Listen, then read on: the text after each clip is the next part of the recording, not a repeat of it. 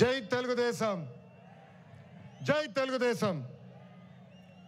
వేదికమైన గౌరవ జాతీయ పార్టీ అధ్యక్షులు చంద్రబాబు నాయుడు గారికి, రాష్ట్ర పార్టీ అధ్యక్షులు పల్లా శ్రీనన్నకి, 1982 బ్యాచ్ సీనియర్ నాయకుల దగ్గర నుంచి 20-25 జూనియర్ బ్యాచ్ల వరకు ఈ సమావేశానికి పెద్ద ఎత్తున వచ్చేసిన ప్రజలకు, నాకు ప్రాణ సమానమైన తెలుగుదేశం పార్టీ కార్యకర్తలకు మీ అందరికీ నా హృదయపూర్వక నమస్కారం. తిరుమల తొలి గడప దేవుని గడప, ఒంటిమిట్ట రామస్వామి ఆలయం, ఆమీన్ పీర్ దర్గా, మరియాపురం చర్చ్ ఉన్న పుణ్యభూమి ఈ గడప. పౌరుషం, ఆత్మీయత, మహిళల్ని గౌరవిస్తాం నేర్చుకోవాల్సిన గొప్ప గడప ఈ కడప. మాస్ జాత్ర మహానాడు అదిరిపోయింది. పౌరుషాల గడ్డపై పసుపు జెండా రెపరెపలాడుతుంది. దేవుని గడప కడపలో పసుపు పండగ నిర్వహిస్తాం. నా అదృష్టంగా నేను భావిస్తున్నా. 2024లో మాస్ విక్టరీ మనందరం చూసాం, చరిత్ర కూడా తిరిగి రాశాం. 94% స్ట్రైక్ రేట్ అంటే 175 నియోజకవర్గాల్లో 164 స్థానాలు మన కైవసం చేసుకున్నాం. ఇది ఒక రికార్డు కాదు, ఆల్ టైమ్ రికార్డ్ అని సభాముఖం మీకు తెలుపుతున్నా. ఇది తెలుగుదేశం పార్టీ కార్యకర్తల నాటు దెబ్బ. జెండా బీకేస్తా అన్నారు, వాళ్ళు ఇప్పుడు పార్టీ కార్యాలయానికి టూలెట్ బోటు పెట్టుకుని పారిపోయే పరిస్థితి. పార్టీ లేకుండా చేస్తా అన్నారు, అడ్రస్ లేకుండా పోయే పరిస్థితి. వై నాట్ 175 అన్నారు, ప్రజలు ప్రతిపక్ష హోదా కూడా ఇవ్వని పరిస్థితి. మన బొమ్మలు పెట్టి బాక్సింగ్ చేశారు, ప్రజలే ఇప్పుడు ఫుట్బాల్ ఆడుకునే పరిస్థితి. ఏ తప్పు చేయని మన అధినేత చంద్రబాబు నాయుడు గారు బంధించారు. ప్రజలు ఏకంగా ఆ నాయకుడిని ప్యాలెస్ లో పెట్టి తాళాలేసి లాక్ చేసే పరిస్థితి. మన నాయకులు ట్రెండ్ ఫాలో అవ్వరు, ట్రెండ్ సెట్ చేస్తారు. సినిమా స్క్రీన్ అయినా, పొలిటికల్ స్క్రీన్ అయినా ఆయన ఒక లెజెండ్. ఆయన పేరేంటి? విశ్వవిఖ్యాత నట సార్వభౌమ స్వర్గశ్రీ నందమూరి తారక రామారావు గారు.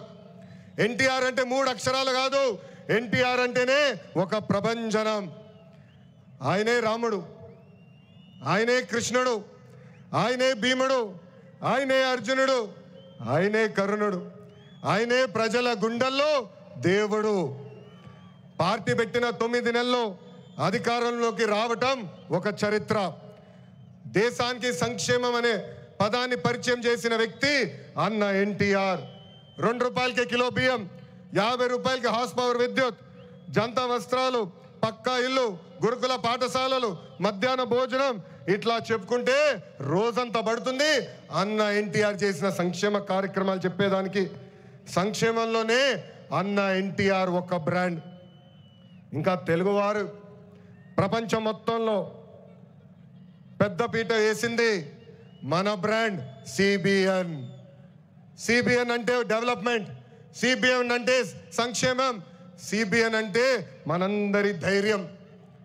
అప్పుడు ఐటీ, ఇప్పుడు ఏఐ, అప్పుడు హైటెక్ సిటీ, ఇప్పుడు క్వాంటమ్ వ్యాలీ, అప్పుడు సైబరాబాద్, ఇప్పుడు అమరావతి. చాలని 200 రూపాయల పెన్షన్ని 2000 రూపాయలు పెంచారు. ఇప్పుడు భారతదేశంలో ఏ రాష్ట్రం ఇవ్వని విధంగా 4000 రూపాయల పెన్షన్ మన చంద్రన అందిస్తున్నారు. అన్న క్యాంటీన్, డ్వాక్రా, దీపం, పేదల చిరునవ్వు మన నాయకుడు చంద్రబాబు నాయుడు గారు. మనకి ప్రతిపక్షం కొత్త కాదు, మనకి అధికారం కొత్త కాదు. 2019 నుంచి 24 వరకు విధ్వంస పాలన మనందరం చూసాం. ప్రశ్నిస్తే కేసులు, నా పైన కూడా 23 కేసులు పెట్టారు. పోరాడితే ఏకంగా అరెస్ట్ చేశారు. వేదికమైన చాలా మంది నాయకుల్ని ఆనాడు అరెస్ట్ చేశారు. ఎన్ని ఇబ్బందులున్నా, ఎన్ని కేసులు పెట్టినా మనం ఆనాడు ఒకే డైలాగ్ చెప్పాం, తగ్గేదే లేదు. మనందరం చూసాం, ప్రత్యర్థులు దాడి చేసినా, తొడగొట్టి మీసం మిలేసిన అంజిరెడ్డి తాతనే మనందరికి దమ్ము. కత్తితో దాడి చేసి తల నుండి రక్తం కారుతున్నా ఏకంగా పోలింగ్ బూత్ లో కూర్చుని చివరి ఈవీఎం సీల్ పరే వరకు పోరాడిన మన అక్క మంజుల గారే మన ధైర్యం. కత్తి మెడపై పెట్టి వాళ్ళ నాయకుడికి ఒక్కసారి జై కొట్టమంటే జై చంద్రబాబు నాయుడు, జై తెలుగుదేశం అని ప్రాణాలు కోల్పోయిన తోట చంద్రయ్య మనందరికీ స్ఫూర్తి. వేదికమైన ఉన్నారు. పార్టీ కోసం పోరాడి ఆనాటి పాలకులు వ్యతిరేకంగా మాట్లాడినందుకు ఆయన కన్ను పొడిచి కంటి చూపు పోయినా జై తెలుగుదేశం అన్న గాంధీ గారే ఈరోజు మనందరి సత్తా. విధ్వంస పాలనలో రాష్ట్రం తీవ్రంగా నష్టపోయింది. ఆంధ్రప్రదేశ్ను ఏకంగా అప్పుల ప్రదేశ్గా మార్చేసింది గత ప్రభుత్వం. ఒక్క కొత్త కంపెనీ తీసుకురాకపోగా ఉన్న కంపెనీల్ని పక్క రాష్ట్రానికి తరిమేసే పరిస్థితి మనందరం చూసాం. 1000 రూపాయలు పెంచేదానికి 5 సంవత్సరాలు వాళ్ళు తీసుకున్నారు. ఏకంగా జే బ్రాండ్ లిక్కర్తో విషం కంటే ప్రమాదమైన మద్యం అందించి 30,000 మందిని చంపి 1,000 కోట్ల రూపాయలు ధనాన్ని లూటీ చేశారు. రాష్ట్రాన్ని కాపాడుకునే దానికే కూటమి ఏర్పడింది. ప్రజల కోసం గౌరవ ప్రధానమంత్రి నరేంద్ర మోడీ గారు మన చంద్రన్న జనసేన అధినేత, నాకు అన్న సమానమైన పవరన్న అందరూ అజెండాలు పక్కన పెట్టుకొని పని చేశారు. ప్రజలు మన్ని ఆశీర్వదించారు, కూటమిని ఆశీర్వదించారు. ప్రజాప్రభుత్వం ఈరోజు ఏర్పడింది. ఎన్ని ఆర్థిక ఇబ్బందులున్నా ఇచ్చిన ప్రతి హామీ కూటమి ప్రభుత్వం నిలబెట్టుకుంటూ ముందరికెళ్తుంది. దేశంలో ఏ రాష్ట్రంలో ఇవ్వని విధంగా వృద్ధులకి 4,000 రూపాయలు, వికలాంగులకి 6,000 రూపాయలు, ఏకంగా బెడ్కి పరిమితం అవుతే 15,000 రూపాయలు ప్రతి నెల పెన్షన్ ఇచ్చి ఆదుకుంటుంది కూటమి ప్రభుత్వం. దీపం పథకం కింద ప్రతి ఏటా ఉచితంగా 3 గ్యాస్ సిలిండర్లు కూడా మన ప్రభుత్వం అందజేస్తుంది. ఇంకా అన్న క్యాంటీన్లు కూడా తిరిగి ప్రారంభించాం. ఇంకా జూన్ మాసంలోనే తల్లికి వందనం కూడా మన ప్రభుత్వం ఇవ్వబోతుంది. అన్నదాత సుఖీభవ త్వరలో అమలు చేస్తున్నాం. ఆగస్ట్ 15 నుంచి మా అక్క చెల్లెలు, పెద్దమ్మ, చిన్నమ్మలు ఆర్టీసీ బస్సులో ఉచితంగా కూడా ప్రయాణించే హక్కు మన ప్రభుత్వం కల్పించబోతుంది. ఇంకా 16,347 పోస్టులతో మెగా డిఎస్సి మనం ప్రకటించుకున్నాం. జూన్ మాసంలో ఎగ్జామ్స్ నిర్వహించి ఏకంగా వచ్చే అకాడమిక్ ఇయర్కి ఉపాధ్యాయుల్ని కూడా పొజిషన్ చేస్తాం. ప్రతి నెల 1వ తారీఖు నాడు వాళ్ళ జీతాలు ప్రభుత్వం చెల్లిస్తుంది. వాళ్ళకి అనేక సమస్యలు ఉన్నాయి. ఆ సమస్యలన్నీ కూడా ఒక పద్ధతి ప్రకారం కూటమి ప్రభుత్వం పరిష్కరిస్తుందని ఈ సభాముఖం వాళ్ళందరికీ తెలుపుతున్నాం. అభివృద్ధి వికేంద్రీకరణ అనేది మన ఎజెండా. మిషన్ రాయలసీమ అన్నాడు నేను ప్రకటించా. ఆ మిషన్ రాయలసీమ అమలు చేసడానికి ఈరోజు మన ప్రభుత్వం పనిచేస్తుంది. రాయలసీమను ఒక automotive, electronics, renewable energy, horticulture హబ్గా తీర్చిదిద్దుతున్నాము. ప్రకాశం జిల్లాలో రిలయన్స్ సిబిజీ ప్లాంట్స్ ఏర్పాటు చేస్తున్నాం. ఉభయ గోదావరి జిల్లాలో పెద్ద ఎత్తున ఆక్వాని ప్రోత్సహిస్తున్నాం. ఏకంగా ఉత్తరాంధ్రలో ఐటీ, ఫార్మా, మెడికల్ ఎక్విప్మెంట్ తయారీ, ఏకంగా భారతదేశంలోనే అతిపెద్ద స్టీల్ ప్లాంట్ ఆసిలర్ మిత్తల్ ప్లాంట్ కూడా మనం తీసుకొస్తాం జరిగింది. గడిచిన 11 నెలల్లో 8.5 లక్షల కోట్ల విలువైన పెట్టుబడి, తద్వారా 6 లక్షల మందికి ఉద్యోగాలు కల్పించే దిశగా మన ప్రభుత్వం ఒప్పందాలు కుదుర్చుకుంది. దేశంలో ఏ పార్టీ ఇవ్వని గౌరవం తెలుగుదేశం పార్టీ కార్యకర్తలకి ఇస్తుంది. దేశంలో ఏ పార్టీకి 1 కోటి మంది సభ్యులు లేరు. అదే మన పసుపు జెండా పవర్, అదే ఈ పసుపు సైన్యం పవర్. సభ్యత్వంలో కూడా ఎవరు మన రికార్డు బద్దలగొట్టే పరిస్థితుల్లో లేరు. ఈరోజు 5 లక్షల ప్రమాద బీమా అందిస్తున్నాం. ఫ్యాక్షన్లో ఎవరైనా చనిపోతే వాళ్ళ బిడ్డల ఫ్యాక్షన్లోకి వెళ్లకుండా ఎన్టీఆర్ మోడల్ స్కూల్లో మన నాయకుడు చంద్రబాబు నాయుడు గారు ఈరోజు చదివిస్తాం జరుగుతుంది. విద్య, వైద్యం, స్వయం ఉపాధి, ఇలా 140 కోట్ల రూపాయలు కేవలం కార్యకర్తల సంక్షేమం కోసం ఖర్చు పెట్టిన పార్టీ తెలుగుదేశం పార్టీ. నేను స్వయంగా వైసీపీ హయాంలో ఇబ్బంది పడిన కుటుంబాలని కలుస్తున్నా. ఒక్కొక్కరిని కలిసి వాళ్ళకైనా సమస్యలు ఉంటే మేము పరిష్కరిస్తున్నాం. అంతేకాదు మన అధినేత చంద్రబాబు నాయుడు గారు కానీ నేను జిల్లాకు వచ్చినప్పుడు ప్రభుత్వ కార్యక్రమానికి వెళ్లే ముందల ఆనాడు మేము ఇచ్చిన హామీ మేరకు ముందల ఉత్తమ కార్యకర్తలు కలిసిన తర్వాతనే ప్రభుత్వ కార్యక్రమాలకి మేము వెళ్తాం జరుగుతుంది. నేను సీనియర్ని, జూనియర్ని సమానం గౌరవిస్తా, కానీ పనిచేసే వాళ్ళని ప్రోత్సహిస్తా. ప్రతి కార్యక్రమంలో కార్యకర్తలు భాగస్వామ్యం అవ్వాలి, కలిసికట్టుగా పనిచేయాలి. మన చేస్తున్న సంక్షేమ అభివృద్ధి కార్యక్రమాలు ప్రజల్లోకి తీసుకురావాల్సిన అవసరం చాలా ఉంది. ఇక్కడున్న ఎంతోమంది మన అధ్యక్షుడు వారు చంద్రబాబు నాయుడు గారిని కలిశారు, నన్ను కూడా కలిశారు. పాదయాత్రలో లక్షలాది మంది నాతో ఏకంగా ఫోటోలు దిగారు. ఈ సభాముఖంగా వైకాపా కార్యకర్తలు ఆలోచించమంటున్నా, ఏనాడైనా మీ నాయకుడు మిమ్మల్ని కలిశాడా? ఏనాడైనా మీ నాయకుడు మీతో ఫోటో దిగారా? అధికారంలో ఎందుకో ఇప్పుడు ప్రతిపక్షంలో కూడా తాడేపల్లి కొంపకెళ్తే no entry, palace doors closed అని చెప్పే పరిస్థితికి వచ్చారు.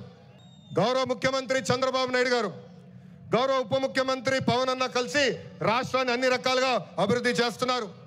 గౌరవ ప్రధానమంత్రి గారు రాష్ట్రానికి పూర్తిగా సహకారం అందిస్తున్నారు. ఏకంగా ఆంధ్ర రాష్ట్ర ప్రజలు కోరిన అన్ని కోరికలు ఈరోజు గౌరవ ప్రధానమంత్రి గారు తీర్చుతున్నారు.